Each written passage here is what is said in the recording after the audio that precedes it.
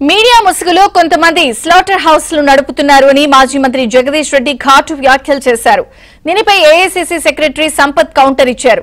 BRS పార్టీని విమర్శిస్తే slaughter house, Revanth రెడ్డిని విమర్శిస్తే పవిత్ర స్థలమా అని ప్రశ్నించారు. ఇక్కడ కొన్ని మీడియా హౌజులు కావు, మీడియా పేరు అడ్డం పెట్టుకొని స్లాటర్ హౌజులు నడుపుతున్నారు. ఇవి మీడియా హౌజులు కావు, స్లాటర్ హౌజులు. కొన్ని 2-3 స్లాటర్ హౌజులు ఉన్నాయి. కేసీఆర్ ని ఎట్లా చంపాలి, కేటీఆర్ ని ఎట్లా చంపాలి వ్యక్తిత్వాన్ని అని చెప్పి అదే పనిగా దాడులు చేస్తున్నారు. నిజమే, మీ చేతుల్లో ఆయుధాలతో మీరు దాడి చేద్దాం అనుకుంటే లక్షలాది మంది కేసీఆర్ అభిమానులు చూస్తూ కూర్చారు. వాళ్ళ చేతుల్లో ఉన్న ఆయుధాలకు వాళ్ళు కూడా పని చెప్తారు. మీరు జరిగింది దాడి కాదు, నిరసన మాత్రమే. నేను దాడి మొదలు పెడితే అట్లా ఉండదు.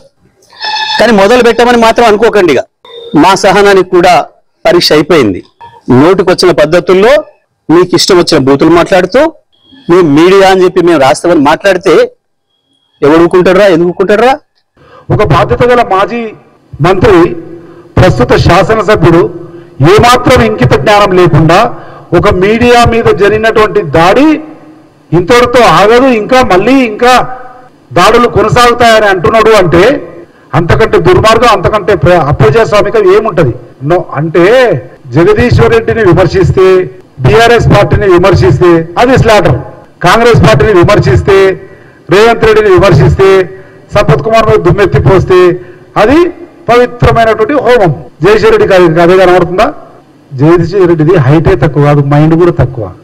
ఆయనకున్న సామాజిక పరిజ్ఞానం ఇంకా తక్కువ, రాజకీయ పరిపక్వత ఇంకా